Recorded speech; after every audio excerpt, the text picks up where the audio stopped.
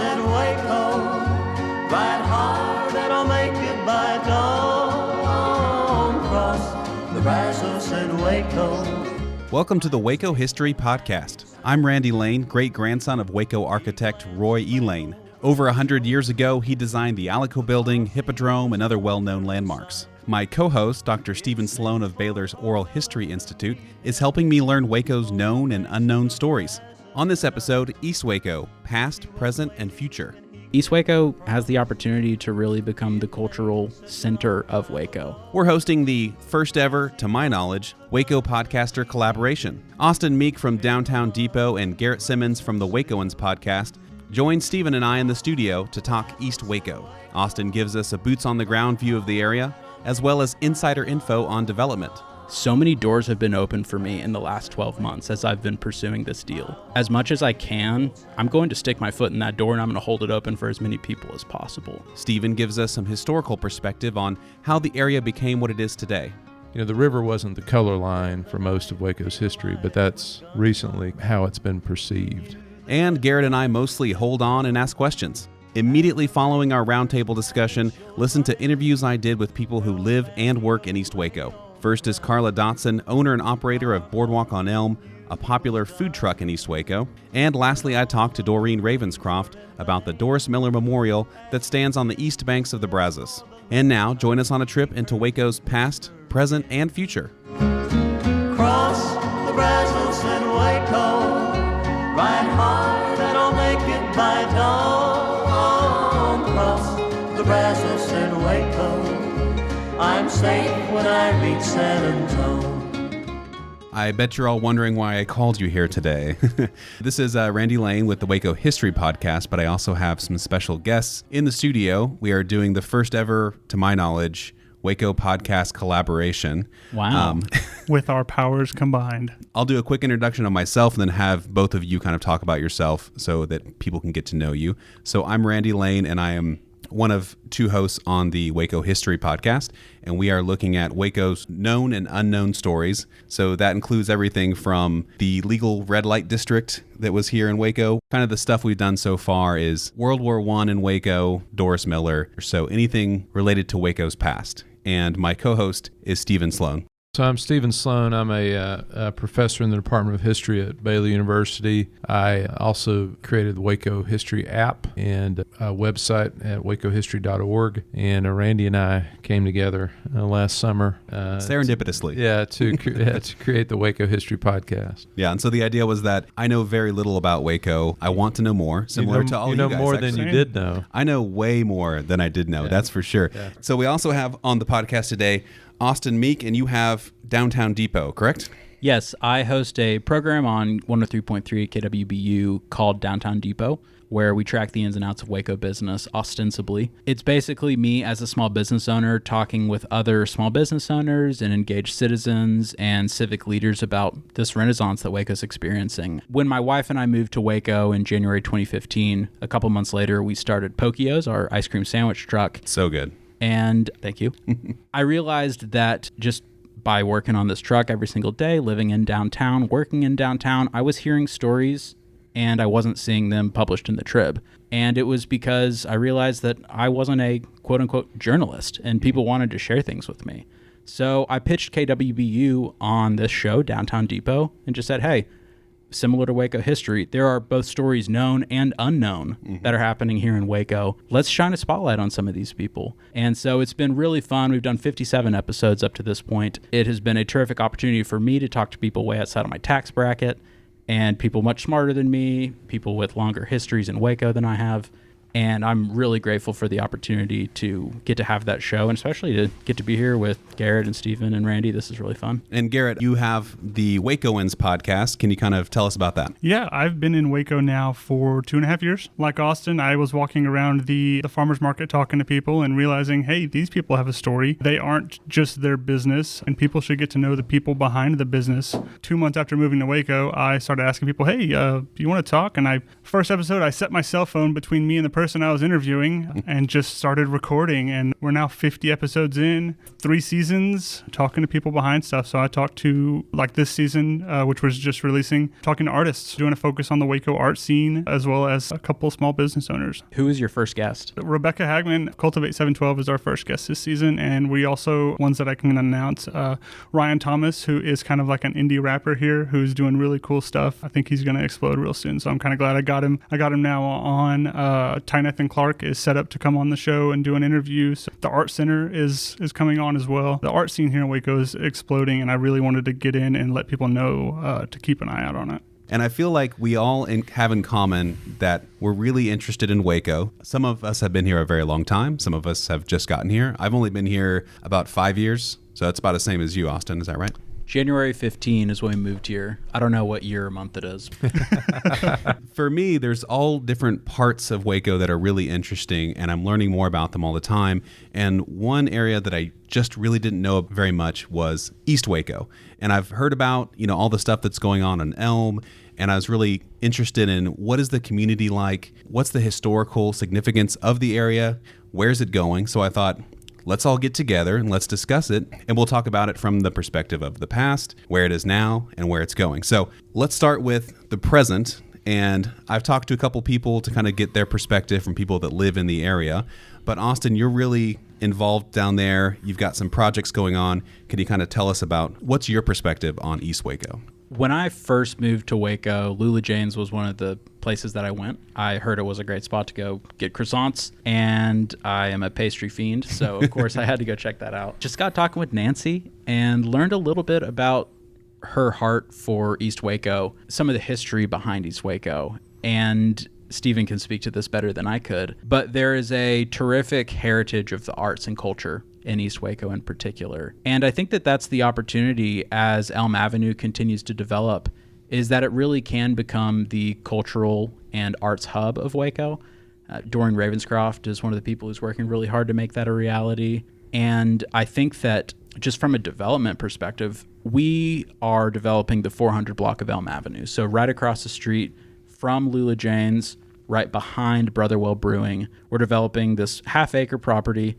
And when I say we, I mean me. I just say we so that I don't feel so alone and incompetent. The goal there is that we need more spaces, like what Garrett's going to be exploring this season on the Wacoans. There is a voracious appetite for arts in Waco, and simply aren't enough venues for it to happen. Really, when you look at the music scene in Waco, we have the Backyard and the Hippodrome and Common Grounds. And outside of those three, which are all targeting pretty specific niche groups, there aren't a lot of places that you would want to go see a concert or as a band would want to perform. So what we'll be developing on Elm Avenue is a place called Mammoth Culture Club, and we'll have a smaller stage indoors, a larger stage outdoors on our patio, with the goal of being a radically inclusive, wild place where you can come one night and it's a hip-hop show, you come the next night, we're having an indie band. I think that mentality is very in line with the ethos of East Waco. This is a place where, we're not really downtown, even though it's sort of considered downtown, but it's not on that side of the river. Over in East Waco on Elm Avenue, you can kind of unbutton your top button and lay back, have a margarita, listen to some music. And that's the vibe that we're trying to cultivate there at Mammoth Culture Club. You're kind of in the area. We were talking that you actually go to meetings with the community and you really have your ear to the ground of what's going on in there. What is the feeling of the people in East Waco, in your experience, to all this development coming in? I sense terrific optimism from many of the people that I've spoken with in East Waco, and also some hesitation. With projects like Mammoth Culture Club. They're really excited about having a place that has affordable drinks and cool programming, stuff that they want to participate in. They aren't as excited about 3 hotels popping up in East Waco. That's going to change the entire look of their side of town. I think that it's important for anyone who's looking to develop over there, or if you're a small business who's looking to open over there, I think it's really important to realize that the people who live in the neighborhood can and should be your customers. And they care about the neighborhood. Oh, I haven't met neighbors with as much pride in their neighborhood as I have in East Waco. That's awesome. And you would look down Elm Avenue right now and you don't see a lot of activity. You see a lot of, like on our property right now, 401 Elm Avenue, This building, it says Bull Durham Smoking Tobacco on the side. The roof caved in 15 years ago. It has been a den of sex, drugs, and alcohol for years and years, like a lot of those buildings were. And the way that some of these buildings are starting to turn is that a fellow by the name of Doug Brown, who is a Waco philanthropist, acquired a lot of these buildings and just started buying them in the 80s and 90s because he saw that they were being used for disreputable activity, and he didn't want them to be used for that. He didn't have plans to develop, but he just wanted to say, hey, I'm going to keep people from using these for illicit purposes. When Doug passed away suddenly in 2009, his daughter Kathy and son Sam inherited this portfolio of like 40 plus buildings. And Sam and Kathy don't want to be landlords. They don't want to be developers. They really see themselves as trustees of this property. And they are selling these properties to people who have a vision for East Waco that's in line with what theirs is. And that vision is creating a place that is inclusive, that is fun, that's safe, but that also is distinct from downtown. And I think that as Waco continues to develop, and particularly as Magnolia continues to expand, because I think this network is going to be a pretty big deal. But I do think that as the specter of Magnolia continues to grow, there is going to be a desire for locals to have something that feels truly local. And even though the people who work in Magnolia are locals, like Chip and Joanna, they are Wacoans, there's something about being around a bunch of other tourists that makes it feel like it's not as local in experience. And so Elm Avenue, as a commercial district, has such a terrific opportunity to be the place for locals to come. You know, just from a development perspective, when you're looking at downtown, if it's your 21st birthday, you want to go get rowdy, you can go to one bar on this block, and then you can walk down another block and you can go to another bar, and then you can cross a one-way street and walk down 2 blocks, and then there's a third bar. There's very little cohesion in the way that downtown Waco is established right now. On Elm Avenue, you've got one strip. It's all facing the Alico building. You have the bones for having a true quote-unquote bar district. We'll have other uses for it. But I just think that if you're looking at creating a spot where people really want to go, Elm Avenue in East Waco is a much easier project to tackle than solving all of the problems that you have in downtown with one-way streets and other issues that are there. You know, it's really cool hearing you where you're going to put that. Right out of high school, me and my friends decided we were going to make a short film, and it was post-apocalyptic. And we ended up right where you're going to build your spot, right there to simulate this dilapidation to shoot the film, because it was, we didn't know where we were at, but it looked like it'd been left alone for a really long time. Well, and it's so old school that the Robert Redford film, The Old Man and the Gun, I saw it in there. They filmed that going right along Elm Avenue, and then there's the children who are walking in front of our building, and then Robert Redford switches cars and peels up from behind. So there are bones in East Waco that can't be replicated. And I will tell you, I've actually done a photo shoot for people there who wanted the kind of urban decay look. It definitely has that. And so it's unfortunate that that's the kind of look that it has, but I see what you're saying, like it has a lot of potential. And you were mentioning like the bar district type of thing, but you also were talking about different retail opportunities that may even serve the people in the area, right? At the edge of our property are 3 slabs from buildings that used to be there. I don't know when they fell, but for me as a developer, I see that there's a bunch of concrete here. As a food truck owner, I know in order for me to park my food truck somewhere, I need a smooth, non-permeable surface upon which I can park my vehicle. A place like that is ideal for food trucks or other sort of mobile vendors. Right now, the neighborhood isn't ready for having ground floor retail with apartments up above. I do think that whether it's 10 years or 20 years, that is the play for the property. That will be the best and highest use as we continue to fill in some of this urban area and we need to go upwards. But right now, the goal is to get this space available for the public as soon as possible, and we can utilize the existing concrete slabs. So what we'll do is we'll be putting shipping containers down on these concrete slabs. We have laid out right now 10 shipping containers, and one of them will be a taqueria, but the other 9 are going to be retail concepts. And the goal is that we would be providing retail options that the neighbors don't have. So as you mentioned earlier, I've been working with City Center Waco on this Elm Avenue working group, and me and other community leaders from East Waco talk about the needs. What are the jobs that need to be filled? Do we have people who can take advantage of this spotlight that's on East Waco and the development that is coming? How do we make sure that we are a part of this development? It's not just development that's happening to us. How can we be developing with these people? So that's the goal of this working group, is to highlight those opportunities. And at the slab, we have opportunities. One of the containers that we have there, I'm going to be setting aside. It's going to be available rent-free for someone in East Waco who either graduates from the WEBO program or from Startup Waco's program. And the goal is that they would complete that either 6 or 8 week course. After that, they would get a little bit of seed money. I will give them rent-free for a year, and they can start their business in East Waco. And I think that, if you're a kid who lives on Hood Street, or you live on Archer or Nathaniel McCoy, and you walk down to Elm and you see the kid who lives on your block and he's got his own shop there, that's what sparks the interest. That's what makes me think, oh, maybe I'll go take that WEBO class next time it comes up. And I think that it's incumbent upon people like me who, while I don't have money, but I've been given a lot of opportunities. And I realize that just by virtue of being an educated white man, so many doors have been opened for me in the last 12 months as I've been pursuing this deal. As much as I can, I'm going to stick my foot in that door, and I'm going to hold it open for as many people as possible. So when I'm taking a look at this property and the ways that I want to develop it, yeah, it totally makes sense for me to set one of these containers aside and give it to someone in the neighborhood who has a great business idea, and they just need an opportunity to do it, because people have given me opportunities when I didn't deserve it. If there's someone who's going to be working their butt off and they are deserving, I would love to be the person who can extend that to them. That's nice to hear that someone has the community in mind like that, because one of the things coming from Fort Worth and seeing people just take over areas, business owners just coming in and just taking over an area and not including the community, it's nice to hear that at least you and Nancy have the community in mind when building this up.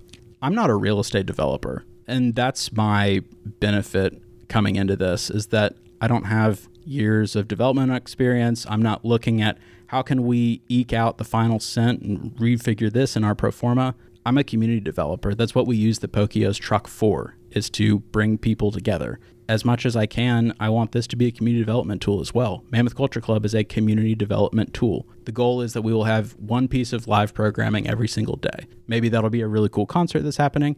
Maybe it's the East Waco Basket Weaving Society is coming to teach us all of their skills. Off the hook. We got the name already. We want to be that kind of place where we can be building community. And some people feel a closeness when they're connected by music. Others feel a closeness when they're connected by good food and good drink. Some folks want to have an activity, basket weaving. I'm an Eagle Scout, and what I really want to do is to start a scout troop. And we will have our weekly meetings at Mammoth Culture Club. I just think that the East Waco Eagles has such a nice ring to it. And I've just had this dream in my mind of, you go through this pretty grueling process to get your Eagle Scout, but when you have that final court of honor and we have that big party at Mammoth Culture Club, I want the whole community to come out, and we will all support this young man, or now young woman, who have achieved the rank of Eagle and overcome a lot of odds to get there. That's what we want to do, is be developing culture like that. And I think for the same reason that I got into Downtown Depot, I was not a journalist, quote unquote. I was just a person who saw that there was a need and figured I can either wait until somebody else does it, I can sit here and complain that this hasn't happened yet, or I can try to do it myself. And that's been my ethos as I've moved to Waco, is that this is a city that really rewards proactivity, and not everything has been done here. So if you're a person who's willing to hustle and you work with integrity and you play well with others, you can get really far. So with your construction, are you using a pre-existing building in your construction? The building that's at 401 Elm Avenue, it says Bull Durham Smoking Tobacco, this beautiful anachronism. We will be constructing a new building inside of that, but the building itself will remain the outside facade. So it is a much more expensive process to do what we're doing. All of our energy bills are going to be a lot higher than they would if we just went ground up. But to me, it's really important to maintain the sense of place. If you have been down Elm Avenue anytime since 1899, the Sanborn Fire Map shows this building. So it was built at least before 1899. You saw this building every time you walked down that street. And if I were to demolish that building, that's taking away a major sense of place for people in the community, for people who were visiting Waco 10 years ago and then they left and now they're back. Hey, where'd that thing go? Even though it is more expensive, my goal is that we can make clear that the less expensive route isn't always the best route. And if you do put more into it at the beginning, you can get more out of it. I will say that the people I've talked to who have the most apprehension are concerned about losing the identity of what is East Waco. And I like that idea of saying we can build something new, but use these old bones so it really does still feel like it used to. Why do you think that's important? And do you see other people going down that same road? I mean, I know it's more expensive and it's harder. I see someone like yourself who's been here, you see the heart of the city, so that's important to you. But I could also see people who don't understand it and they just want to bulldoze a block and put something up. I think that keeping the old buildings on Elm Avenue is important just design-wise. We want to keep the integrity of the block and the neighborhood. I think it's also important as a metaphor. Like, even though this thing is older, it doesn't mean it's garbage. Mm-hmm. Let's find a way that we can renew the sense of purpose that was within this building. One thing that has been helpful for me is the TIF program. The Tax Increment Finance Zone has awarded us $275,000 for our project. A large portion of that will be going toward restoring this building, particularly the facade of it, brickwork, glazing. So, yeah, if I were just looking at it from a numbers and cents perspective, it doesn't make sense at all. But the city has said, hey, this is worthy of our tax dollars. We want to preserve these buildings. So if you are someone who's looking at developing on Elm Avenue, I strongly encourage you to go through the TIF program because there are dollars there to incentivize you to retain the look of these buildings. I'm still really new to Waco. I'm still trying to figure stuff out. My question to all of you is, why Elm Avenue and why right now? Why hasn't this happened before?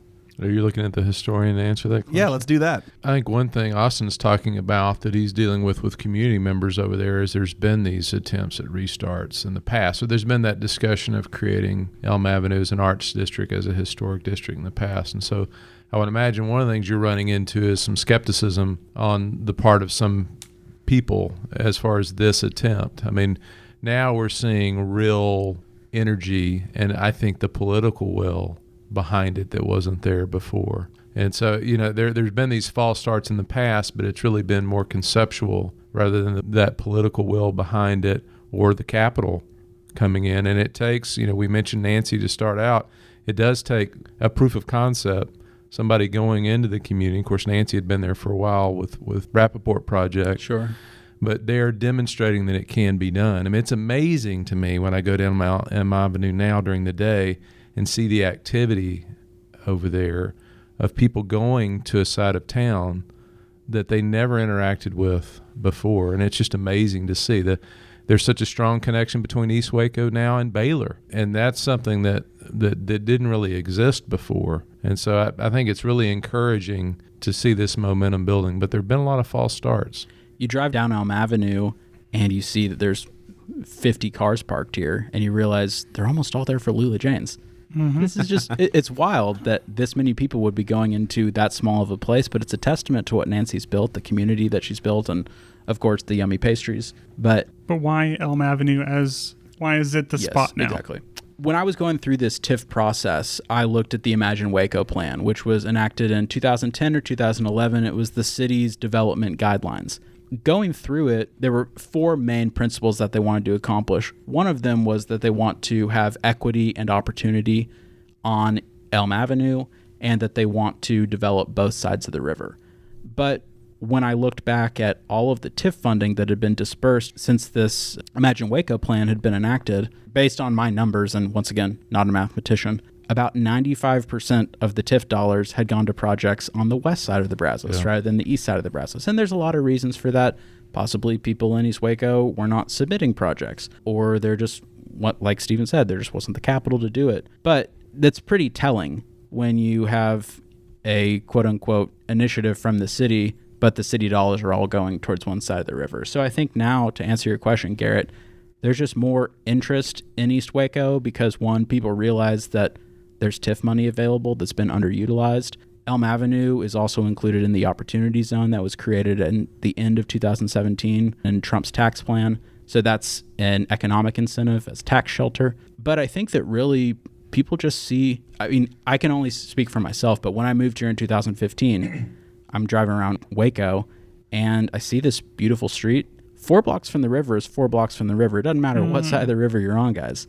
And I was just thinking, like, why is it okay that there's all these businesses over here and everything over here shuttered. And I think that there's just enough spotlight on Waco now that people realize whatever stigmas that may have been associated with Elm Avenue or East Waco, there are economic reasons why we need to set those stigmas aside and realize there are a lot of people who are coming into our town without any preconceptions, without knowing a sordid history here, and they simply want to be close to the action. And if you can't afford to be 4 blocks on this side of the river, maybe you can afford to be 4 blocks away on that side of the river. And I've known some people that have had rental properties near Magnolia before it was Magnolia. And then, of course, because of Magnolia being what it is now, the rent goes through the roof. And they're thinking, I still want that downtown vibe for my location. What's the next place that is affordable but not done up enough where the rent's going to be crazy? And so they go, Elm Avenue is a place where we can go. Is that kind of what you're seeing as well? People are getting pushed out because the Magnolia area is so expensive and the downtown area is maybe more expensive? I don't see that happening as much as people saying for its own sake, I want to be in East Waco. People are choosing to be there. They recognize that Magnolia is growing. And when you really want to retain that authentic Waco-ness, it's going to be harder to do that when you're surrounded by tourists. East Waco has the opportunity to really become the cultural center of Waco. And I think that Elm Avenue, it has the bones to be great. You just have to have some of this infill. It's hard to convince someone who's shopping to shop here and then walk across an empty parking lot and then keep shopping there and then cross another street and then go there. It's like a big, beautiful smile and you're missing a bunch of teeth. That's what I think of when I look at downtown That's what Waco. makes it successful downtown is walkability. And downtown Waco doesn't have it, and it has the challenges of it. Elm Avenue is literally a straight line that you can walk down. You can walk the whole length of the actual like retail spaces in 15 minutes? Mm-hmm. Exactly. And when you look at the amenities that are in East Waco, you've got a library. You've got Nancy Grayson's food store that'll be opening up shortly. You have Tony DeMaria's terrific barbecue. There are so many positive increments on Elm Avenue, and more will be coming in the next few months and years, that I think it's a home run. I don't know why you would want to pay more to live downtown so that your beautiful view out of your 6-story apartment building can be a parking lot. So how does all this development on Elm benefit all of East Waco? Because East Waco is a lot bigger than just one street. It benefits East Waco for 2 reasons. One, as someone who lives in the neighborhood, you now have many more amenities. Mm-hmm. Hopefully these developers are bringing amenities that you actually care about. You might not want to go rent out the ballroom in the new Hollywood or whatever it's called, the IHG Holiday Inn Express. But I'm sure as hell hoping you're going to want to come over to Mammoth Culture Club and have a beer with me. Or go get your boots shined here, or go do your food shopping there, go work out at the Fit Waco. But also, it's an issue that inevitably these people's property taxes will rise, but their property is more valuable. So a lot of people in East Waco don't want to move. There are houses that have been passed down from generation to generation, and this is where my grandma grew up. I don't really want to leave. But I do think that all of the development will just create such terrific value for these homes and for the dirt that the homes are on, that some of these people will realize that even though we have a great history here in East Waco, I can take this money and go have a much nicer house in a different part of town. And that's a good and bad thing. You know, this is kind of as we veer towards the topic of gentrification. Mm-hmm. I think that the calls of gentrification are a bit overblown as we're talking about East Waco, because gentrification is not what's happening in East Waco. Gentrification is in Brooklyn. We tear down this bodega that has served everyone in the neighborhood for years, and we build a 60-story apartment tower with rents that nobody can afford. Taking a building that has been decrepit and out of use for 30 years and putting a new use inside of that, yes, that might raise your property taxes, but that's not gentrification. That's just development. Like that's the way that these things happen. And so we do need developers who are conscious of the impact that their development is making on the people who live in East Waco. But I do think that the calls of gentrification are pretty overblown in this case and really not in line with what gentrification is happening in larger cities. And maybe education needs to happen there. Maybe people need to talk about it more. Maybe have people in the community talk about it more. And that's on us. We need to get the news out more and then get the feedback from the community. I mean, East Waco is not a community that we hear a lot from. I don't know about y'all, but I think I've interviewed one person out of East Waco total. And I don't know how we go about that, but that's something that I think as a group we could work on, is getting the voice of East Waco heard and answer the questions that they're having.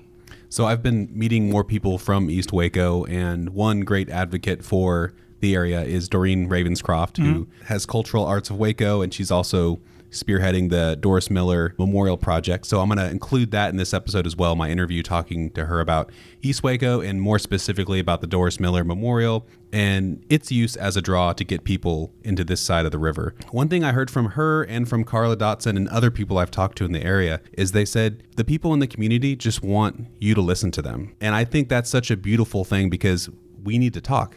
That's it. If we talk to these people and we're good community partners and we say, we want to develop this area, put some really cool amenities in here, then let's talk with them about what their ideas are and see if we can meet somewhere in the middle where everybody benefits. People want to be proud of their neighborhood. And it's hard to be proud of a slew of misfit toys. You have a bunch of buildings that aren't being used and they really don't work. So I think that the people in East Waco will be very proud of the neighborhood that sprouts up around a bustling Elm Avenue corridor. You see that with the Jockey Club. I interviewed Iva Smith and one of the oldest, his name is Lloyd Dugan, and I interviewed them for Downtown Depot. And I just had Patricia Chisholm Miller, who is the county commissioner for Precinct 2, of which Elm Avenue is a part, on Downtown Depot recently. But there's just terrific pride in East Waco, and I want to make sure that I'm giving things that people should be proud of. I think that's really cool to be talking to those people. It kept coming up when I was over there to go talk to people at the Jockey Club. That's where you get all the news in the area. Oh, yeah. You walk down Dallas Street or take a left on Rusk, and there's people playing dominoes on their front porch, people sitting out there having a good time. I stop and visit. That's something that has been really important to me over the last 12 to 18 months, is getting in the goo in East Waco. And I've been able to do that through this working group through City Center Waco. But I've also been able to do that just by taking my baby Stevie and my wife Julia, and we go take a walk. People are friendly. Whatever stigmas were associated with East Waco, they might still be there for some people, but they just aren't for me. I didn't come in knowing anything about East Waco. So I just see a beautiful part of town that's close to the river where people are friendly. And I mean, if you say hi to somebody, they're going to say hi back. And that's the beginning of a relationship. There's proof that works in Waco. From what I've talked to, like older Wacoans, Cameron Park had that stigma. And now Cameron Park is a huge draw for Waco, and everybody goes there, and you're able to go there by yourself. But I still hear people, old generations back Wacoans, that are like, I don't go over there. They're scared of it. So it works. If just going out in the community without a stigma and just talking to people like you do, it works. Once again, it's an opportunity for new Waco, quote unquote, to take advantage of old Waco. If you're still going to be living in this mindset that your city hasn't changed since 1970 when you were in high school, you're going to be left behind. Like, you are a dinosaur. Yes, you might still own a lot of property downtown and we can't do anything, but sometimes progress comes one funeral at a time. So, Austin, I think you're probably most qualified because you're in the area. What does East Waco look like in 10 years? I think in 10 years, Elm Avenue is going to be a legitimate commercial business district. My hope is that we can get a bank over there within the next 10 years. I think that that's a really important component for people who live in East Waco. The grocery store that Nancy Grayson is creating is another really important component. And we're all familiar with the concept of a food desert, but we don't often hear about how East Waco and Elm Avenue is a desert for so many other retail things. So for instance, at the Slab, one of my goals is to put in a container sort of a general store where people would be able to buy stamps. There's a lot of folks in East Waco who cannot participate in the postal service because the post office is too far away, and if you go to HEB, you can't buy a single stamp. You have to buy the entire book. There are just barriers to a lot of people in East Waco being able to participate in our economy. And a lot of those are transportation issues. You don't have a reliable vehicle, or the bus only comes by once every hour, and you have to go on a 4-hour route. I heard this talking to somebody a few days ago. On the bus, in Waco buses, you're not allowed to have more than 2 grocery bags. So if you're trying to take the bus to go to HEB in Belmead to get groceries for your family, and it was a 4-hour round trip, that's not a great use of your time. So I think that we'll have a lot more retail options on Elm Avenue that people in East Waco can access. That's accessible because of the price point and accessible because of what it's actually offering. Then I think after 10 years, Randy, we're finally going to start to see some more work on Garrison. And particularly as Elm Avenue starts to curve, Clifton is right there over by Jasper's. And there are, once again, some really cool bones on Clifton. Mm-hmm. And I've talked to a lot of people who are in my working group who own property on Clifton and want to see that develop. But you have to fill in this part of the teeth before you can fill in the other parts of the teeth. So it's really, let's start at the river and let's kind of go block by block on Elm Avenue. We're on the 400 block. But first, it's going to be the 100 block when Judge Ed Kincaid and his son Brad develop their apartments and ground floor retail. Then we've got the Empire Seed Company. Then we have a little subsidiary of the building where City Center Waco will be moving their operations, and they hope to actually finish out some of this space to create retail spots that they can be giving, similar to what I'm doing at the Slab, can be renting out affordably for people in the neighborhood. And then after that, we have an acre parcel that nothing's on right now, but there are some pretty cool designs for. And then you've got us on the 400 block, and then it's all turtles all the way down. But I think that we're going to see every possible reason why you would want to live in a neighborhood. We're going to be able to see that on Elm Avenue, and it's going to be condensed, and it's going to be very attractive. I love that you heard from the community these issues they're having, like the stamps and the groceries on the bus, because that's something that I'd never think of, but you really have to be there asking the people, what are the things that you're missing that can help you live a more fulfilling life? It blows my mind. I had no idea that was even a thing. Yeah. So education needs to go both ways. We need to tell the rest of Waco what's going on, because the fact that they don't have access to some of this stuff and they're limited on so many things. It takes living in an urban environment to realize the benefits of being in a walkable place. I lived downtown when we first moved here, and then just recently bought a house over in Dean Highland. The only things that I can walk to are the gas station on 25th Street and Roofy's Casino. And I would gladly walk to Roofy's every single morning for breakfast. Oh, yeah.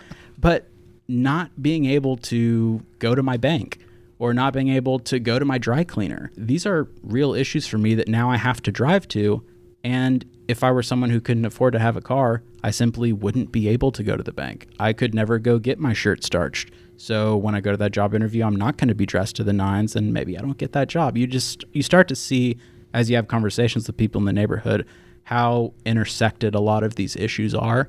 And I don't claim to be the panacea, but in as much as I can help address the issues, I'm going to. So that's what we'll be doing on the 400 block. And if we can address the issues solely by giving someone who's deserving in the neighborhood a place to start their business, and that can be a beacon for the other people in the neighborhood, that's really what I feel like my calling is. Well, so we've got the present and the future. I think it's time to go back to the past. Is that okay with you guys? I have a past question. Why is it called East Waco? Well, it's North Waco. Yeah. They've always called it East Waco, and part of the issue is the river bends there. The bend of the river, that side of the river, at some point is East Waco, but as the river bends, it becomes North Waco. Okay. But they've always called it East Waco. And it's because Waco makes no sense with you don't know where you are. You just have to kind of trust the naming of it. Yeah, once you call that east, it throws everything else off. Well, in the east side, I remember this from living in Austin. East Austin was the cool place. It's always kind of the other. You have your main business district, and then you have the east side. So I think that's very in line with the way that we see the way that the TIF dollars have gone. But it's always sort of been viewed as the other side of the river, not even just East Waco. But now we can finally take that moniker and we can harness it and say, yeah, this is East Waco. Come on, let's party. But if our kids grow up with bad compass understanding of East Austin is actually in the east. Yes. So, I mean, that's so one of the things that we haven't talked about that's interesting in the history of East Waco is at some point the racial aspect of it becomes known as the African-American part of town. And, of course, Waco is a southern city. We talk about this all the time. Is Waco more southern or western? It's a southern city, and that color line has always been there. Mm-hmm. But historically, you need to think of East Waco not that way. If there is a color line in East Waco historically, there is the flats and there's the hill. And so if we think of Garrison Street would kind of be the border to the hill, which would be the more African-American area of East Waco. And then the flats, which is that area, that residential area going down to the river. And, of course, it's called the flats, and they were reminded of that in 1913 and 1936 when it floods, because that area was very susceptible to flooding. But those 11 blocks were all white up until after World War II. I mean, what happens after World War II gradually is there's better homes down there. There's much better homes where they're living. African Americans are living in shotgun wooden houses up on the hill. There, there's some really nice. You can still go by and see them. There's some really nice brick homes down in the flats area. So what happens after World War II, as more money becomes available, and we have the tornado, and whites begin to move out into the suburbs, African Americans, they're buying better houses. They've got the resources to buy the better houses down there in the flats. So they say, oh, these are much better houses in a better area. They don't really know about the flooding per se? Well, the flooding, the water control projects on the Brazos early on really make the flooding less of an issue. Okay. 36 is the last major flood, although we'll do one on this sometime. The rain we had this year would have, if we hadn't had the dam system, would have been much worse than the 36 flood. Wow. And so, your property, Austin, would have... Underwater. Yeah, we would have been underwater. I've interviewed Cicero Martin, who was a barber at the Jockey Club for years. He's passed away now. That business was over on the other side of the river. It was over on Bridge Street, which is gone now, and that was the prominent kind of a black-owned business district. That was, if you think of the suspension bridge on out to through where the convention center sits now, that's where the Jockey Club was before. At some point, when that change happens after World War II, the Jockey Club moves. And was that urban renewal? No, urban renewal is going to contribute to this, but that comes after the tornado, and then urban renewal accelerates it. That growth of African Americans kind of moving into that area and it becoming known as more of an African American area. The river wasn't the color line for most of Waco's history, but that's recently how it's been perceived. And so you're really returning to a much more diverse neighborhood, which it was before. There's always been a color line in Waco historically, but a much more integrated community than we think of it. And you could also see in Austin, it sounds like you've looked at the old city directories. One of the things that was in the old city directories is it marked, you would see a name and there'd be a C in parentheses after the name, which marked colored. And if you take those city directories, we could talk about that for an hour, but if you take those cities directories and kind of overlay them on the city, you can see that there's a very integrated population, even though the way we perceive it now is much more segregated than it actually was. But that was not the black side of town. The layout of Waco was much different than that. I had Patricia Chisholm Miller on Downtown Depot last week, and she was telling me, I think that the year was either 1970 or 1973. She had been living in Brooklyn and moved to Waco, and when she moved to Waco, the schools were segregated. And she thought it was really cool coming from Brooklyn that she got to go to a school with all other black kids, and she didn't really realize what was happening. She just thought it was kind of fun. And then she was in high school. I think she said it was her freshman year when Waco ISD started busing. And I just realized, sitting across the table from her, you don't seem that much older than me, but our worldviews are just so fundamentally different because you lived through this. My mother, growing up in Mississippi, she was the only white girl in the 4th grade because her mom was a public school teacher. When the schools were integrated, all the white families pulled their kids out, and my grandma said, we're staying here. This is our school. And I look at someone like my mom who doesn't seem that dissimilar to me, but I think it's really important for people of our generation to realize that this inequality that is so stark and seems so evil to us now, it was just part and parcel of being a human 50 years ago. And we need to be reminding ourselves of that to make sure that we don't ever lapse. But the tradition of Paul Quinn, I mean, is it kind of an intellectual school of learning there at the top of the hill? I mean, there are some great traditions in East Waco that this revival can kind of pull on. East Waco is a great place, a great part of town, an extremely important part of town. And so it's exciting to see it kind of reclaiming some of those roots. Well, when and why did it fall into disrepair? Paul Quinn or East Waco in general? East Waco, or like the Avenue, like he said, there's part of it that is just decrepit. Yeah, I'll tell a story that we may not want to use, but Cicero Martin He marked the ultimate decline of East Waco is when the prostitutes left. So he would talk about being at the jockey club, and the prostitutes would kind of be out there on the street working, and at some point they just stopped working East Waco. So I thought all sorts of different metrics on how we how we figure out how well an area of town is doing. But I would say, given our history, we're going to leave that in. And this was not the legal red light district. Let's make the distinction. No, we're here. well past the reservation. We've covered that in other episodes, so we're well past that. But I think, what you're seeing in East Waco in many ways is what downtown Waco used to look like. As we talk about why East Waco and why now, part of what we've seen in the past 20 years is a build out of a lot of the capacity downtown Waco had for development. And there's still more capacity there, but Waco was known for its empty parking lots downtown. It was known for the Austin Avenue Walking Mall, which was the death blow to a lot of old businesses downtown. And so I think it was a lack of capital that left. It was the tornado, urban renewal, white flight, all those things where people were leaving town and they were going out to Woodway and they were going out to Midway.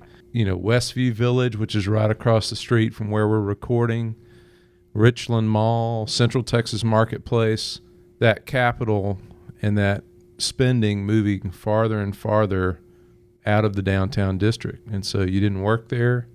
You didn't have entertainment there. You went to church there less and less, and you didn't live there. And so just this lack of people engaging with downtown, there's a long history of that in Waco's history. And that's a relatively recent phenomenon. Predated Magnolia, but Magnolia has accelerated it. Yeah. And Stephen, for a while, Elm Avenue really was a super bustling African-American commercial district that people would travel from all across the country to come visit. It was. Yeah. Bridge Street before it, and then Elm Avenue. Yeah. It was a very active commercial district. And of course, we're thinking pre-I-35, right? So, that's the Dallas Highway.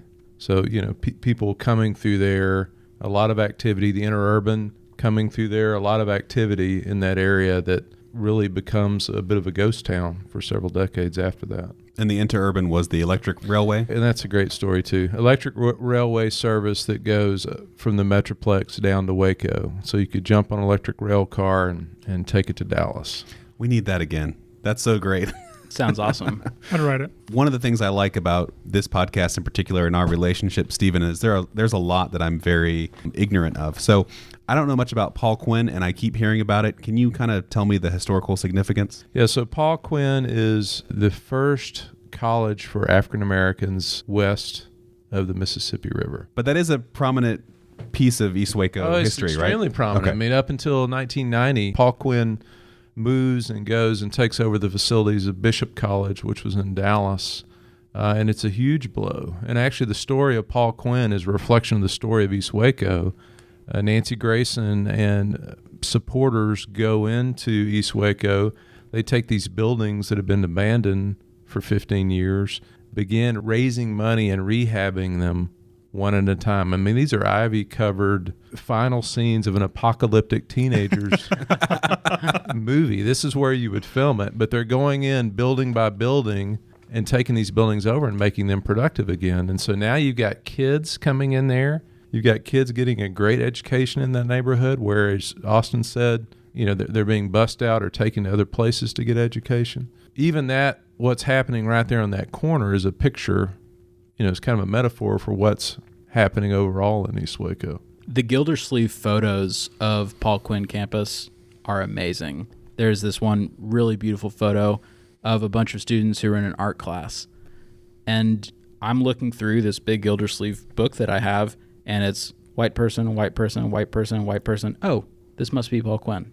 Then it goes back to a lot of white people. Gildersleeve had such a terrific knack for these little spotlights of Waco life, and we are all grateful that he was willing to hop on the other side of the river and make sure that that part of Waco life was documented well. Yeah, so Paul Quinn's the oldest historically black school in Texas, of higher learning in Texas. And so it's founded earlier, but it locates on that spot we think of now in 1881.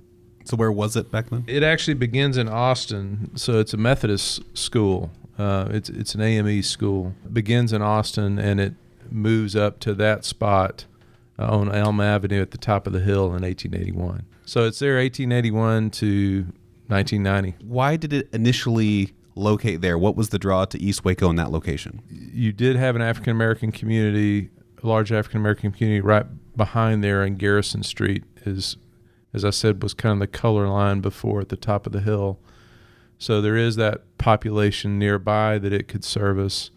Also, Waco offered kind of a central location, as it still does, for African-American education to come to study. So with what we're doing now, is there anything reflected in the past of East Waco that we can kind of like, okay, this happened before and this is where it failed? Is there anything that we can look at when it comes to that? So you're saying like all the false starts we talked about earlier with the rehabbing of the area?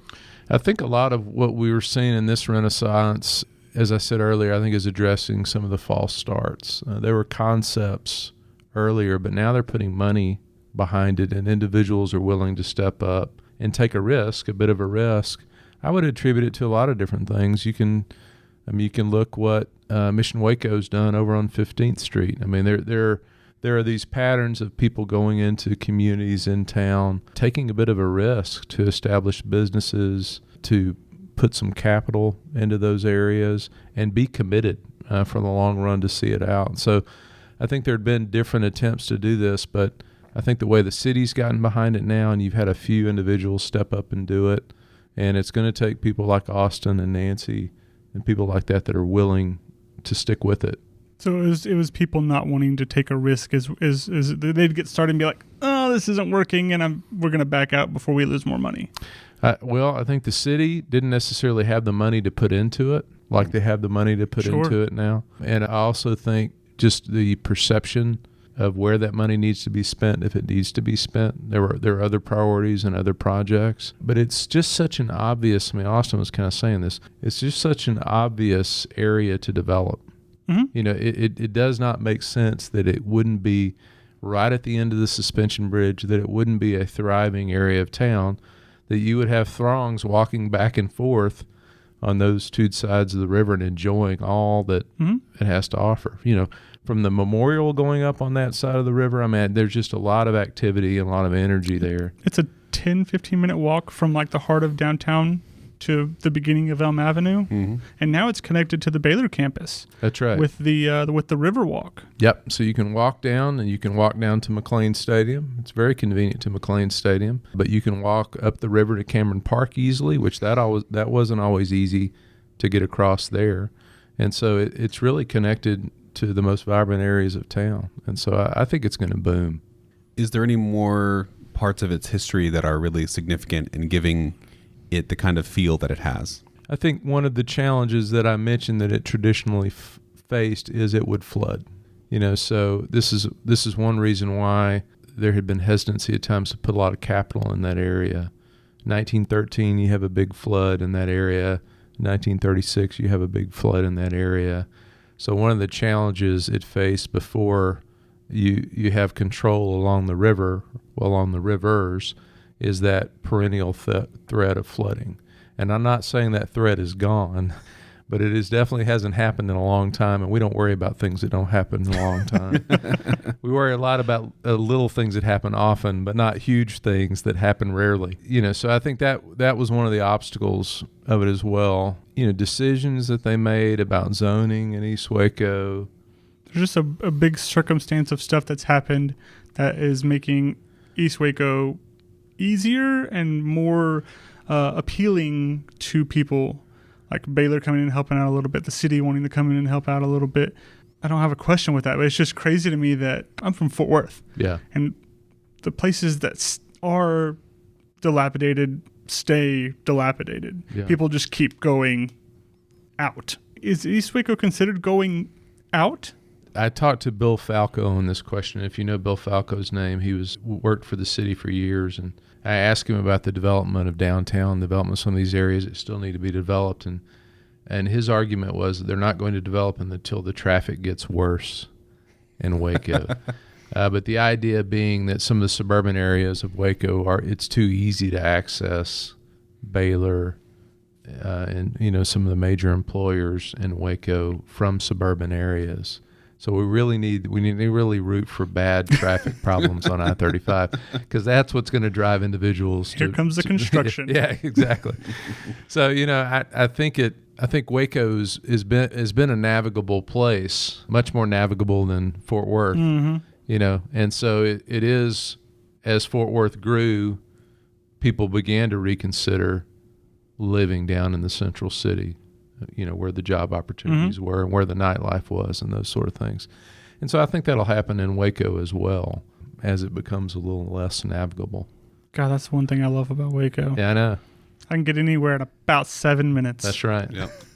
Even the farthest reach of East Waco, or all the way south to like McGregor, 15 minutes maybe. It was a really interesting argument, but the more I've thought about it, he's right. It's got to get worse before. I complain when I have to go anywhere near Magnolia. I'm like, here it comes.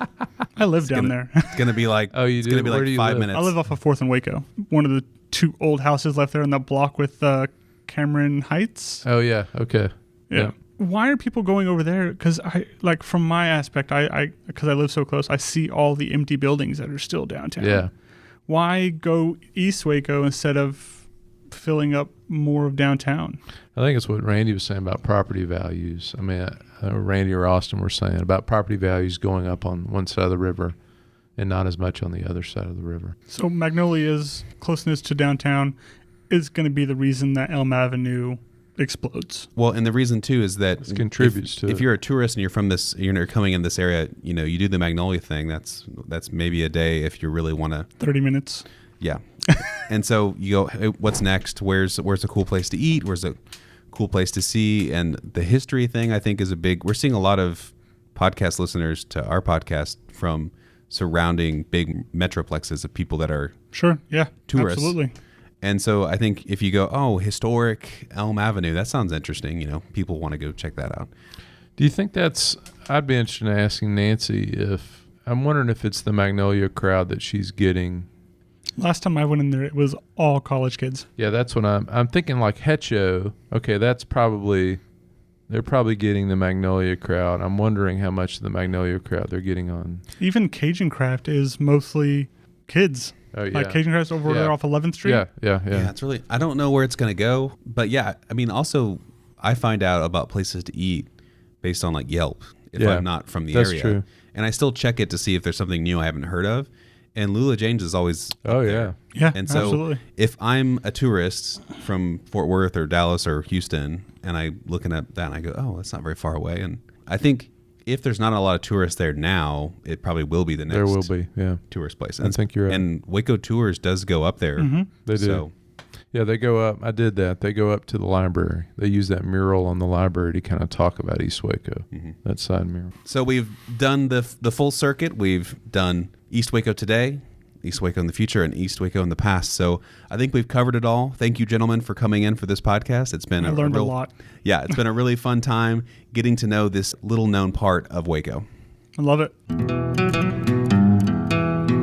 And now my interview with Carla Dotson, owner and operator of Boardwalk on Elm, a popular food truck in East Waco. I am Carla Dotson. I'm a 40-ish-year-old African-American veteran female. I've been back in Waco a couple of years here, born, raised, went to school at La Vega High School, so I'm a pirate. Joined the military and came back to re-experience Waco since I left so early after high school. I've moved over to East Waco. I've been living on the other side of McLean Stadium. So that's transformed. I've been there at least 15 years since I've been back. What helped me start a new business in East Waco? I don't think that I was trying to create a new business. I think it was something that I followed my son. He enjoyed horses, and I just been to a couple of trail rides. He was about 15 years old, and he was hanging out with, some older guys. So I was there kind of monitoring his progress. And so when I saw that there was a need for food or vending at some of these events, that I try to do a food truck. So got the food truck, had it a couple of years, about 5 years. We were on and off the trail rides here, and we decided to buy some property about 6 years ago and found the property that was on Elm. Parked the trailer there. And so I just recently, last year, I worked for the Department of VA for about 10 years and decided to go ahead and leave when I heard about the development that was going to be here. And then I watched, the stuff that was going on with Magnolia, because we were right across the street from, I worked downtown in that area off for 6. So we watched the growth of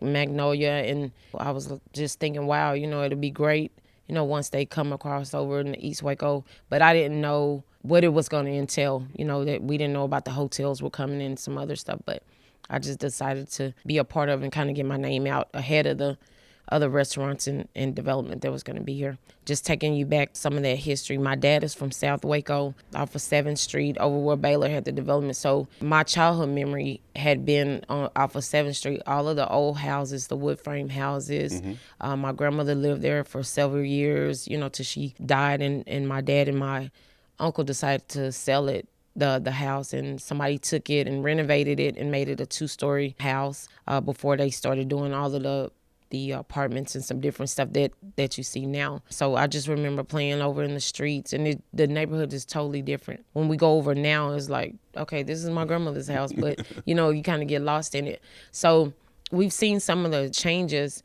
and just listening to some of the stories about how mainly African-American people that lived in South Waco, and this is where they lived for years and years, and then there was a regentrification of some sort that moved everybody over to East Waco, where everybody had to start over and kind of got planted here. So I've heard those stories that were behind that. Some people felt like they didn't get a fair share to start over, to get a better home, to actually move up. So some of the generations that I listen to and kind of take note of it now that I own property, to be mindful of what you're actually selling. You're selling some history or some family heirloom or whatever it is. How important is that to you? Because once it's gone, it's gone.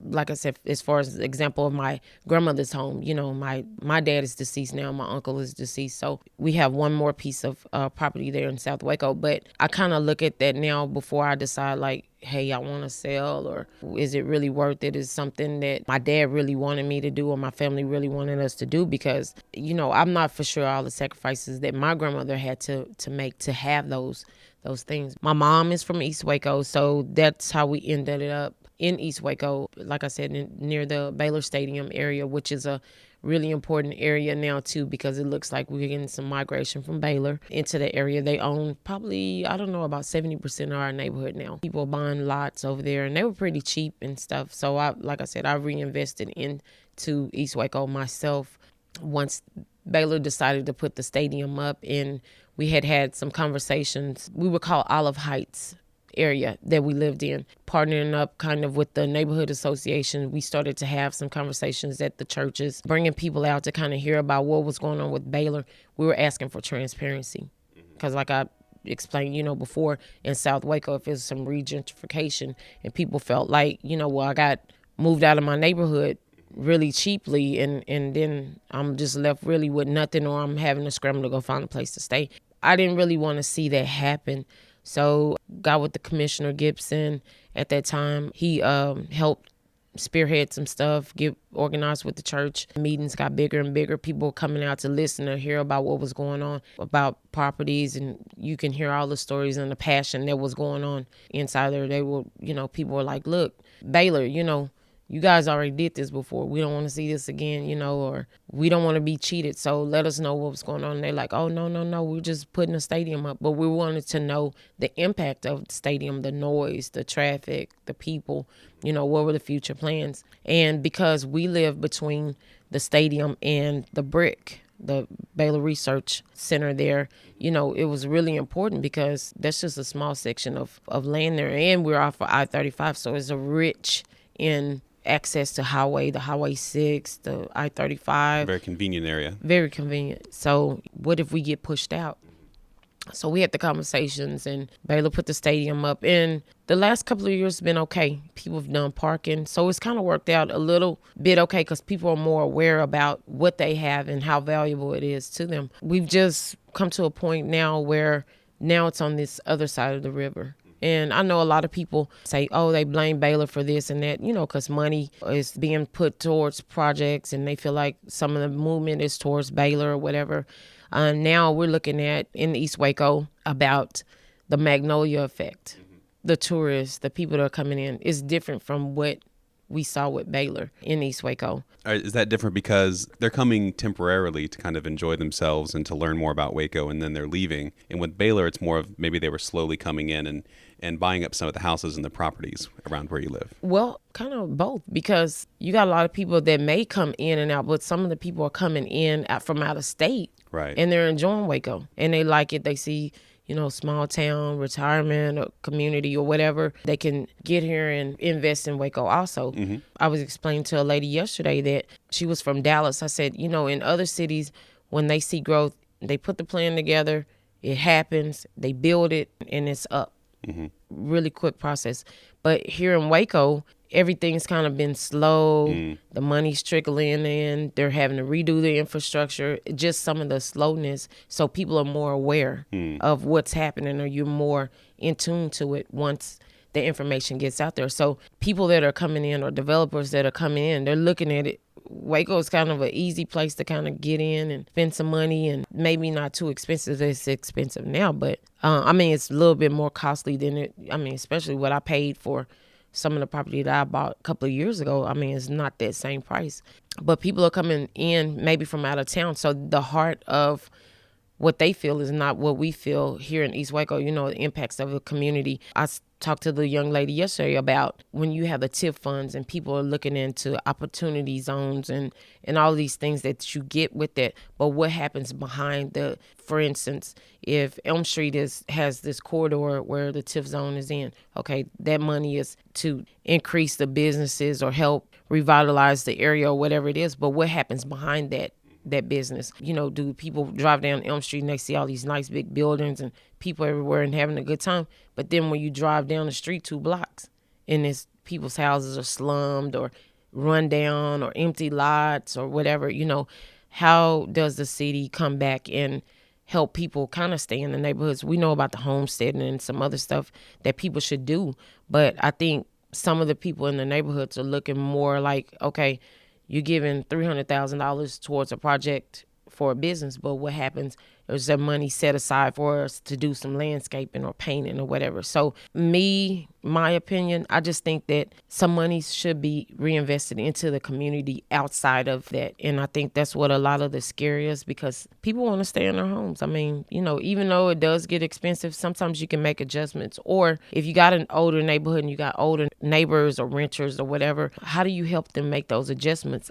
behind that development? Like I said, you go into other cities and boom, they put up the sky rises. The areas are just filled with the restaurants and everything else. So it kind of gets consumed in, and then people kind of build up around that. But, that's not what's happening here. From your point of view, is that you have a business on Elm and you would like to capitalize on more people coming into your business, obviously. And so if tourism brings people here, that's great for you. But your mom's from here, the area, the community. It's a double-edged sword, right? It is. So. It is. And I think more of mine, too, kind of started out when we put it there, because I didn't really understand that it was going to be this much development either. I couldn't have foreseen it. I just knew that reinvesting back into a place where I live and work or whatever, that I'm in all the time. So having my business over here, yes, I would like to have the customers. I would like to capitalize on that too.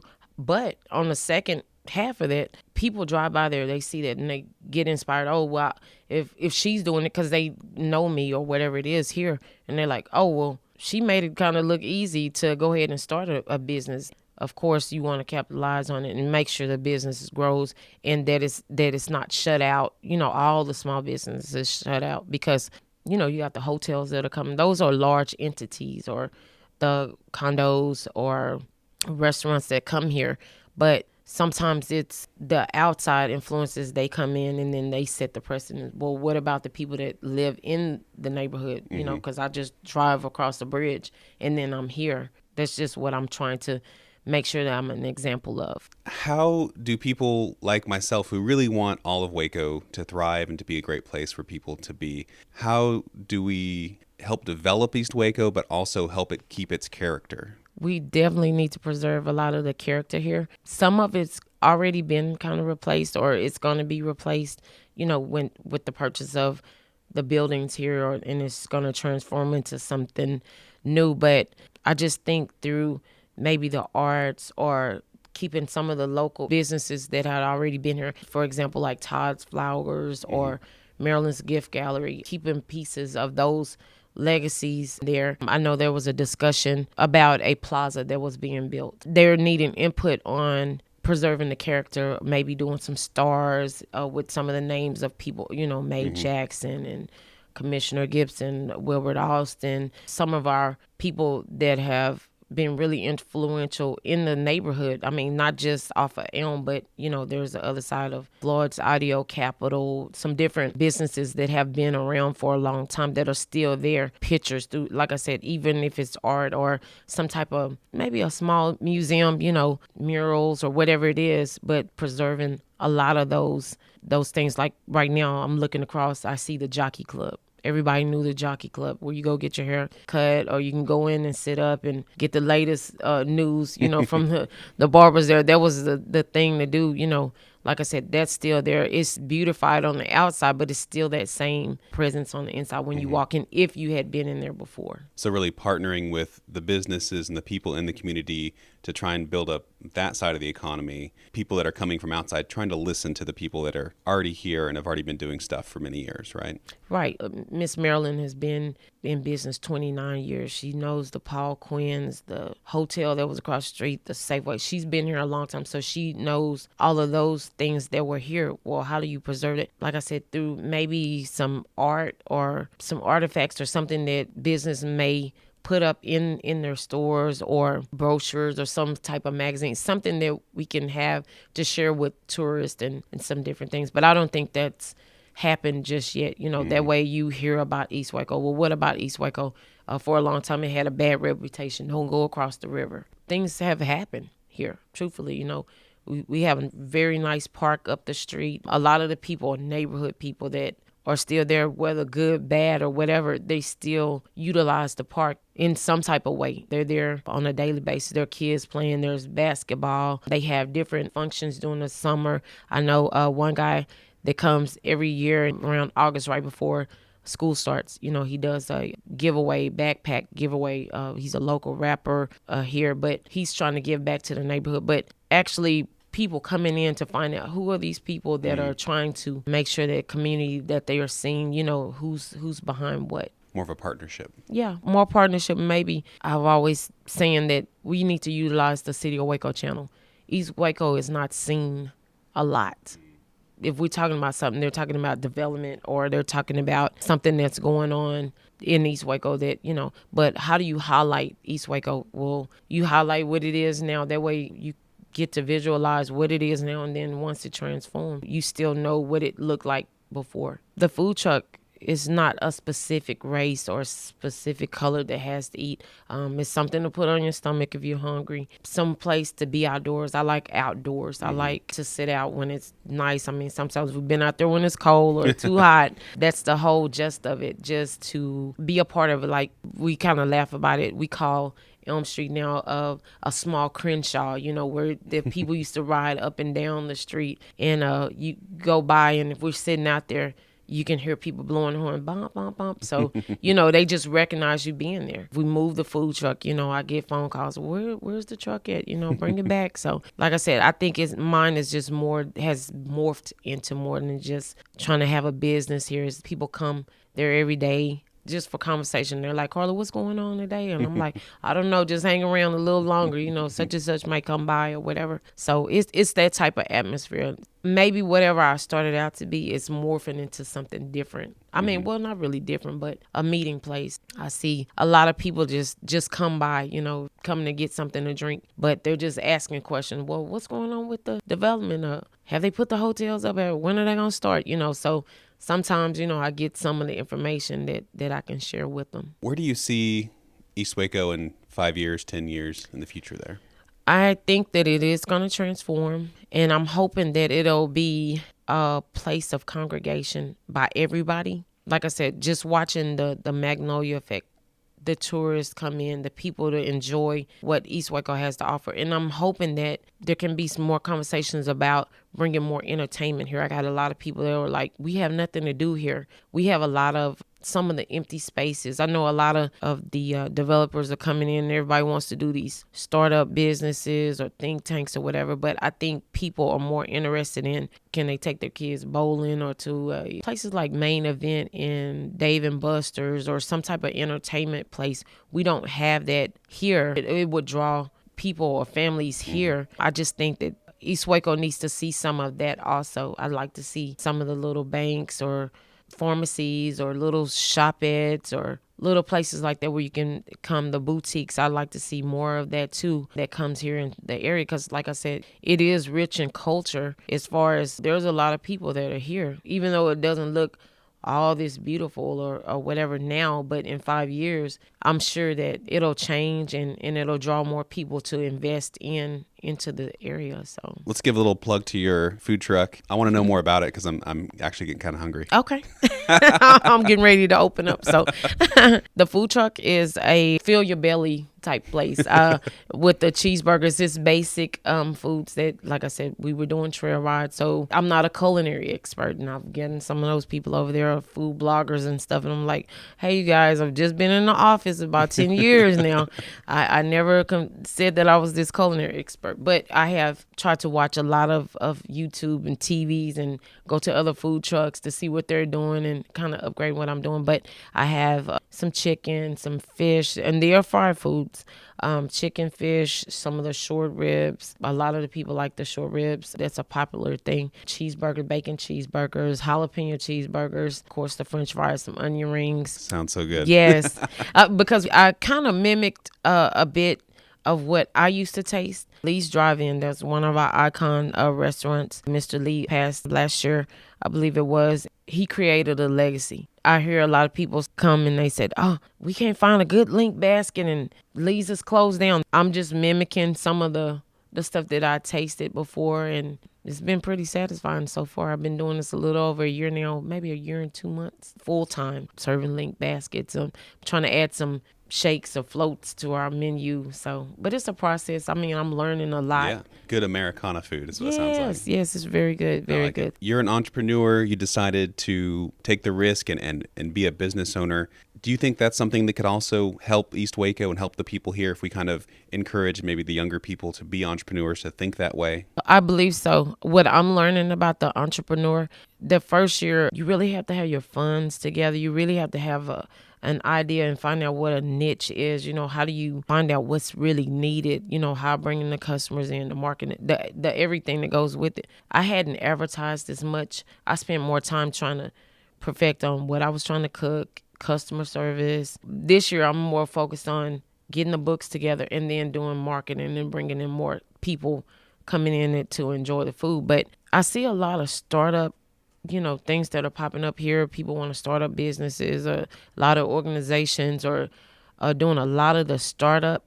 But my thing is, where are the organizations that help maintain once you get on your feet, once it's running? The banks, being more supportive in some of the things that are going to make it or whatever. Because actually, we've been reinvesting into the food truck. So now I have actually 3. I have one that we're just running full time. Yeah. A dynasty. Oh, yeah. And one looks like a little barbecue wagon. We kind of use that one as far as the churches, they've used it before, whatever.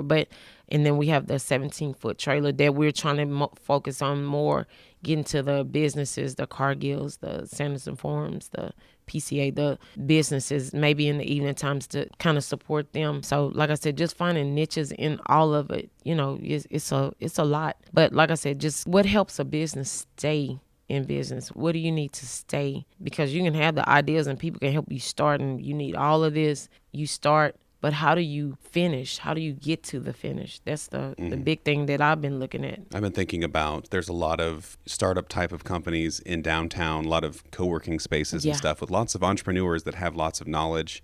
There's a business school here at Baylor and all the other colleges. It'd be great if they would come together, come this side of the river and really help the people here have their next business idea take off, right? Right. Yeah. Really good. I've seen a lot of that, and some of them have reached out to me to participate in some of the startup stuff. But I'm like, I'm not even at the point of startup. I'm at the point of maintaining, and you have a lot of people with a lot of knowledge. I'm learning a lot, but there's nothing like having your own business and then day to day. It's different from, textbook. Right. What's the day-to-day, the OJT? So that's the other part of it, because like I said, yeah, they do have a lot of the groups downtown, and I'm hoping that they move some of it here. Now, we have City Center, because I am going through a WeBo program. They've done it, I think, 3 years in a row, but this is the first time that I decided to participate in it for my own benefit, as far as like refresher. I have a master's degree, but how's that master's degree help me? And I hadn't been working in that field at all. How does the textbook become reality? So that's where I am, and I just need a refresher on really what everything is again. But like I said, hopefully they do come over, or people go over and get that information and be able to get some of the space. If there's going to be space here, how do they connect with the businesses, the developers that put different stuff here? Because like I said, if you got the hotels, well, what small business finds a niche with the hotel? What does the hotel need? Especially if they're providing all amenities too. How does that outside person create a business from the outside? How do they support that business? Does somebody have a dry cleaning service and they're coming to pick everything up? Or does that affect the hotel? Just some different services, kind of like the Uber thing. Uber was taking you around, you need to be picked up at home and dropped off at the library. Now they're doing Uber Eats. I'm using the service now. So, how do you find your niche around, even if you want to start a small business? How do you find a niche in the development is what I'm saying. Right. Well, it'll be very interesting to see how East Waco develops, and best of luck to your food truck. It sounds amazing. I can't wait to try the food. And so where are you parked most of the time? I am at 904 Elm Street, and that is our home location. That's where we'll be. It's right across from the East Waco Library, and we have a beautiful mural that's on the side, and the Waco tourist comes by there mostly every day to show people that mural off. But I'm on the end. I'm the lady in the orange shirt, so I was a part of that project when they did that. But it's just exciting to me to know, well, it wasn't on purpose, it just happened, but for me to have a location, a small location, because I don't own a huge property, I don't own a brick and mortar building, just have a food truck, and to have that location there visible where everybody can see. And like I said, hopefully it's going to inspire some more people to, if they're not doing food, maybe you can do something else mobile. Well, go get your burger and come down here, come down to East Waco, come to Elm, and learn what the area is about, right? Absolutely. Come find out about East Waco and see it before the transformation, because it's going to happen. So, well, thank you so much for being on the podcast. Well, thank you. Thank you. Finally, here's Doreen Ravenscroft, head of Cultural Arts of Waco, talking about the Doris Miller Memorial on the east banks of the Brazos. I'm Doreen Ravenscroft. I'm president of Cultural Arts of Waco and have been working in Waco since the 1970s. And one of the big projects that you're kind of in charge of is the Doris Miller Memorial. We've had a podcast previously talking about Doris Miller, so refer back to that if you want the full story on Doris Miller. But kind of tell me how the project started. The project started really because we got involved in doing public art in Waco, in downtown Waco, specifically the branding, the Brazos, the Chisholm Trail. It was Professor Jerry Powell from the Baylor Law School, who kind of contacted us and said, if you're getting involved in historical monuments, I think the next thing that you should do is something about Doris Miller. And our board looked at it and we went, yes. Had you known who Doris Miller was previous to that? No, not really. What was it about his story that you really fell in love with? I think like most young men at that time who actually enlisted, first of all, you fall in love with that they were going to do something for their country. Mm-hmm. But then his story that he was trying to better himself, he wanted a better life for himself. I think those were the big things. This project is no easy feat because it's a huge monument that we have now on the banks of the Brazos. But how did it start? How did you get some funding together? How did you get people organized around this cause? Well, first of all, you have to tell the story yourself. So it starts off with an RFP we didn't have a site. So the first thing was actually to look at some sites along the Brazos River. All of us felt that the memorial should be on the east side of the river. His family lived in a home in East Waco, which has been burnt down. But more than that, really using the arts in a way that could also be economic development and help people cross the river to the other side, but also build back community. Was the site on the Brazos also kind of a good idea because of his naval background? It was. It's an amazing site. And, once we got that RFP defined and finally got to choosing the 5 finalists who all came into Waco, it was like we didn't realize the impact it would have on them when they saw the site. It was like their dream site. So you get started, you have your area, your place. How do you start raising funds for that sort of stuff? You actually make a brochure. You make a brochure, and then you just start talking to people, getting folks involved, doing programs. We talked to the churches in East Waco. They were so excited. We had gospel concerts. We had films on Pearl Harbor Day, just to make people aware and gradually build support for the memorial. And of course, Jerry Powell and Mike Parrish, they actually did amazing programs at Baylor, combining both Doris Miller and actually Mike Parrish's father. And so that brought more awareness and also brought, funds into the project. And it's a very striking memorial. I've been down there a few times already, and I just love the larger-than-life figure of Doris Miller there, kind of with his parade rest, what you do as you're coming into a home port type of thing. Kind of describe, what does it look like when people walk down to the monument there? Oh, it's so hard. I think you want to follow the steel hull. Okay. But first, there's a story about the steel hull. It actually represents many sailors make a ship. It's made of very many parts, over 9,000 bolts. But when you think of a ship, it's a huge team. And Doris Miller was a part of a team. There was that aspect, and Dan actually brought that aspect to us in his watercolor as to how he decided on the design. Was that part of it was many sailors make a ship. Another part was the reflection pool, indicating a loss of life, for which happened on the Liscombe Bay. For Doris Miller and many of his crewmen. Currently, at the moment, you just walk up and you see a kind of outline image in concrete of a ship shape. You also have the contemporary image of a ship's hull. But then at the end, almost to the point, you have this 150% life-size bronze of Doris Miller. Coming home was really important to the community. His family, although we had many concepts of the memorial that showed him lifting the captain to a safe place on the West Virginia, what they really wanted to see was the medal being awarded, and what they wanted was something that said coming home. And the thing that says coming home is when a Navy ship comes into port, and they man the deck. I'm actually a Navy man myself, did 5 years in the Navy, and I was on the USS Kitty Hawk, and so I have manned the rails many times, and it's one of those sites that from shore, it's really impressive to see the ship come in and all the people in their dress whites or their blues, depending on the season. But then also it's a really important thing for the sailor, especially when they're coming home, kind of getting misty-eyed, right? Like, yes, you finally come home. So it kind of works both ways, I think, this monument, because you have him coming home and you can view him and he can view you, sort of, right? Yes. And on December the 7th, when we actually did a dedication, because all the fencing was down and it was really a very big open space, we went in the cold and rain afterwards with his family, and it was very emotional. But one of the things was that they said, he has finally come home. We feel he has come home. And I'm sure for many families who lost their loved ones at sea, and there is nowhere. So closure, huh? There's a closure, yes. So tell me about this dedication ceremony that you guys had last year.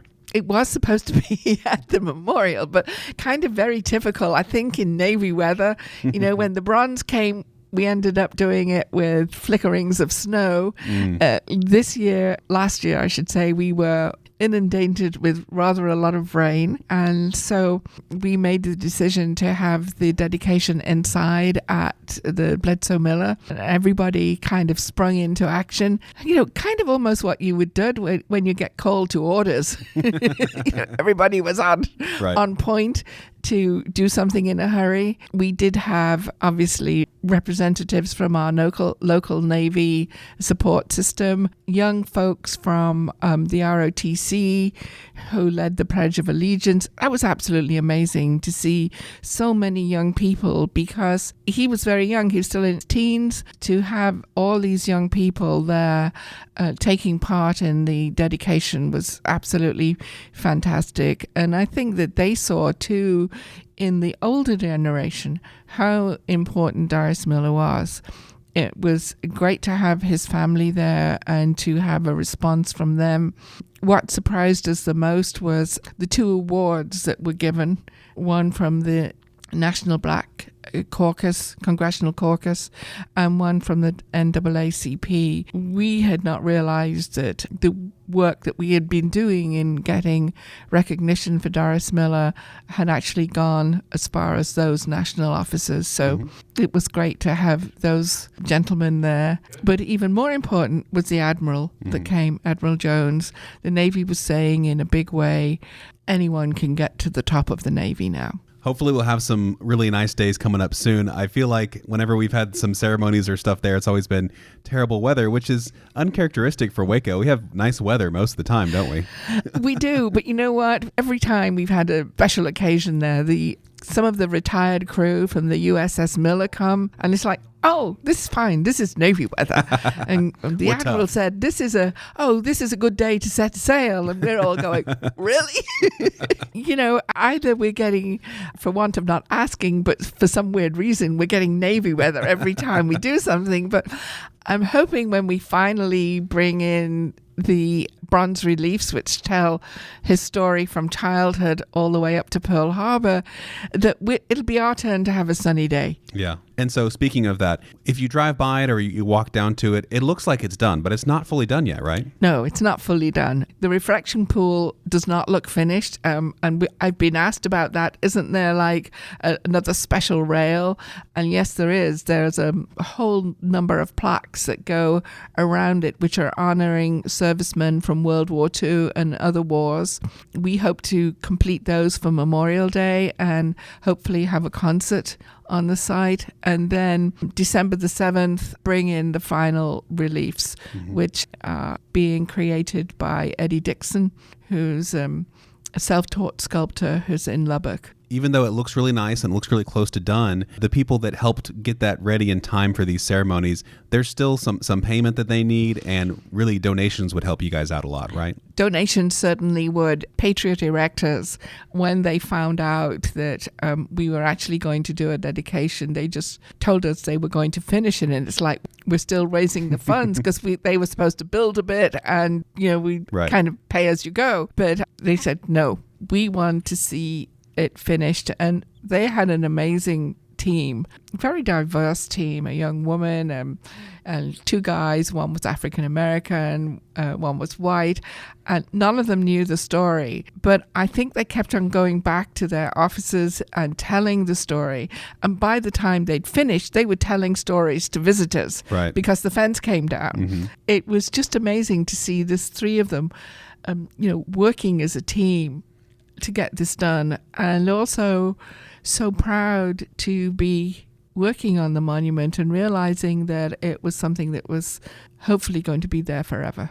So if people want to give donations, what's the best way to do that? The best way to do that is at our website, dorismillermemorial.org, and there's actually a donation page on our homepage. There's an opportunity to donate. It's through Mobile Cause, and it's really easy just to do it. You can even do it on your phone if you want to. And I was talking with a coworker earlier about Doris Miller's story can connect to everybody. And I feel like that's the best part about this. If you're a service member, if you know somebody who's a service member, you can connect that way.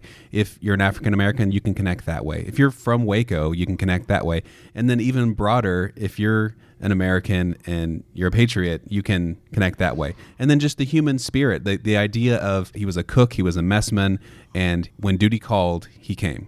Yes. And actually, you know, it goes even further than that, because all over the world there are people that are interested in the history of World War II. They actually travel to various sites, as you know, and there are a group of people within the United States that are actually going to begin a tour of, have them marked on a specific kind of memorial trail, and that's what will happen to the Doris Miller Memorial. We talked about it being built in East Waco, and we're putting together this podcast episode to talk about East Waco. What do you think this memorial, being where it is, means for the community in that area? Most of all, I think it means pride. I think, again, too, that we as a city have recognized someone who was really important within the Navy. And when you go to Pearl Harbor, you see that he is, but we haven't really embraced that here in Waco. And I think we have now. I also feel we have become that stepping stone to cross the river, to make an investment that honors a member of the community,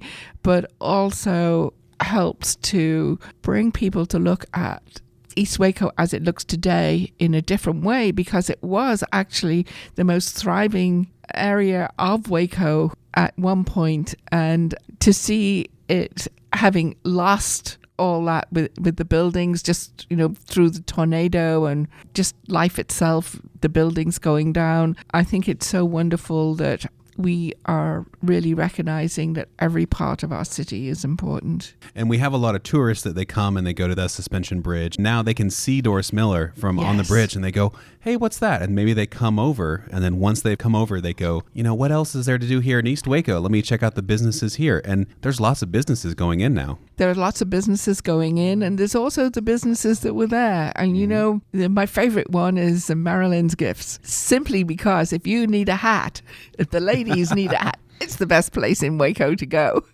And where is that exactly? It's actually in the 800 block, just before the library on the opposite side of the road. It's a fabulous little shop just to go browse around in. And so you spend a lot of time in East Waco, right? I do, yes. I've spent many years in East Waco. I think in the 80s I did a summer camp. Again, it was in the pouring rain. It seems to be the thing I do in East Waco. Is in the rain. When I met many of the children, I just loved them and how enthusiastic they were and how much they wanted to learn. And just because you're living in a poorer neighborhood, it doesn't mean to say that, you know, you shouldn't have great education and you should have opportunities. And I think this is what we need to make sure that all our children have in Waco have a great education. So you have a better boots on the ground experience than most people. When people ask you about East Waco, like, what is it? What is it becoming? What do you tell them? I want to make sure that they listen to the community. I think the community understands that what they say, they may have lost Elm Avenue,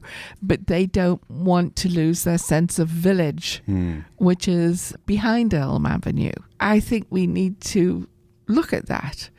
There is a village there. It needs help. It needs some, and we can do that. So I hope we keep that village feel. It would be a really unique part to have a village within a city. So you said they need help. What's the best way that someone who's not in East Waco a lot can help out East Waco maintain its image and who it is and its character, but also help it grow and prosper into the future? I think getting involved and listening, and then not deciding yourself, but listening. It may be quite the opposite to what you think the folks need. So I think listening is the biggest thing. Well, thank you so much, Doreen, for coming on to the podcast. Thank you so much for telling us about Doris Miller and about East Waco and all you're doing. Thank you so much. It was my pleasure. Cross the Brazos and Waco, ride hard and I'll make it by dawn. Cross the Brazos and Waco. Thanks for listening to the Waco History Podcast. Like what you heard? Subscribe, rate, and review our show on iTunes so we can reach more listeners. You can find show notes and info on every episode at wacohistorypodcast.com and more info on Waco's past at wacohistory.org. Our theme music, used with permission, is Cross the Brazos at Waco, performed by the late Billy Walker. For more info on Billy's music, go to billywalker.com. We'll see you next time. Time ago, as he dropped the guns that she hated in the muddy Brazos below, in Waco. Ride hard and I'll make it by dawn. Cross the Brazos in Waco. I'll walk straight in old San Antone.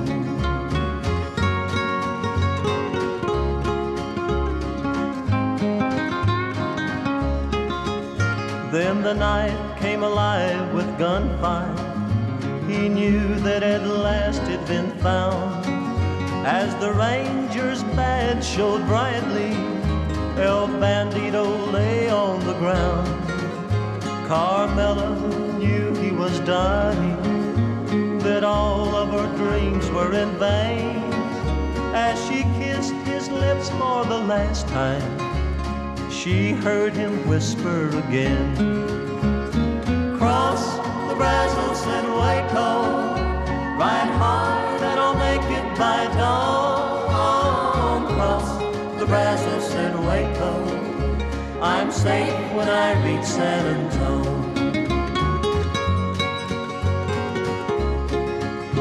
I'm safe when I reach San Antone.